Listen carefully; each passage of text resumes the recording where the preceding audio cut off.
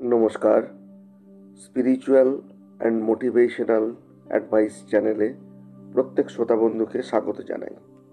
আশা করি প্রত্যেকেই ভালো আছেন। আমাদের এই চ্যানেলটি আপনাদের কেমন লাগছে জানাতে ভুলবেন না। চ্যানেলটি ভালো লাগলে অবশ্যই সাবস্ক্রাইব বাটনটি প্রেস করে চ্যানেলটি সাবস্ক্রাইব করে নেবেন এবং বন্ধুদের সঙ্গে শেয়ার করবেন। নমস্কার। আজকে আমি শ্রী শ্রী রামকৃষ্ণ কথামৃত থেকে আপনাদেরকে খানিকটা অংশ পড়ে শোনাচ্ছি। বিষয় হচ্ছে শুধু পাণ্ডিত্য, পুঁথিগত বিদ্যা অসার, ভক্তি সার।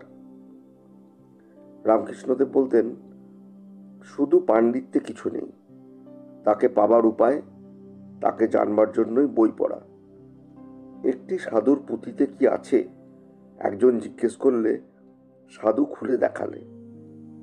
পাতায় পাতায় ওং রাম লেখা রয়েছে, আর কিছুই লেখা নেই। গীতার অর্থ কি? 10 বার বললে যা হয়। গীতা গীতা 10 বার বলতে গেলে ত্যাগী ত্যাগী হয়ে যায়। গীতায় এই শিক্ষা, হে জীব, সব ত্যাগ করে ভগবানকে লাভ করবার চেষ্টা করো।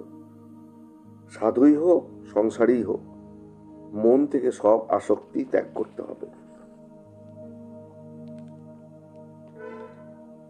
চৈতন্যদেব যখন দক্ষিণে ভ্রমণ করছিলেন, দেখলেন একজন গীতা পড়ছে, আর একজন একটু দূরে বসে শুনছে আর কাঁদছে, কেঁদে চোখ ভেসে যাচ্ছে।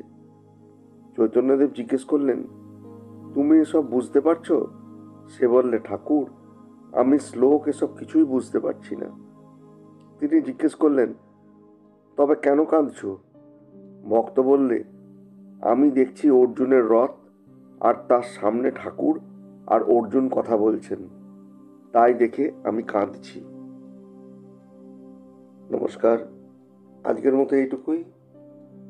পরের দিনকে আমরা নতুন কোনো মহাপুরুষের কথা এবং তার বাণী নিয়ে আপনাদের সঙ্গে আবার মিলিত হব।